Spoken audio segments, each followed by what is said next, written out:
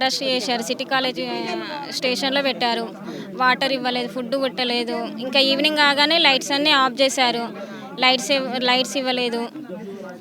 ఇంకా అక్కడ మాకు టార్చర్ పెట్టారు. ఎవరు మమ్మల్ని పట్టించుకోలేదు. ఏ మీడియా రాలేదు. మాకు డిఎస్సి వాయిదా వేయాలని మేము ఎన్ని రోజుల నుంచి ధర్నా చేసినా కానీ ప్రభుత్వం ఎందుకు స్పందిస్తలేదో మాకు అర్థమైతలేదు. తొందరగా ఈ ప్రభుత్వం స్పందించి నిరుద్యోగుల సమస్య ఏంటో పరిష్కరించాలని నేను కోరుకుంటున్నాను. అవును, షెడ్యూల్ ఇచ్చారు. మేము ఈరోజు కాదు, గత 20 days నుంచి ధర్నాలు చేస్తున్నా కానీ ఆ ప్రభుత్వానికి ఏం తెలియట్లేదు. ఏమో అసలు స్పందించలేకపోతుంది మా పట్ల. ఎందుకో మాకు అర్థమైతలేదు. వెంటనే మాకు డిఎస్సి వాయిదా వేయాలని మేము కోరుకుంటున్నాం.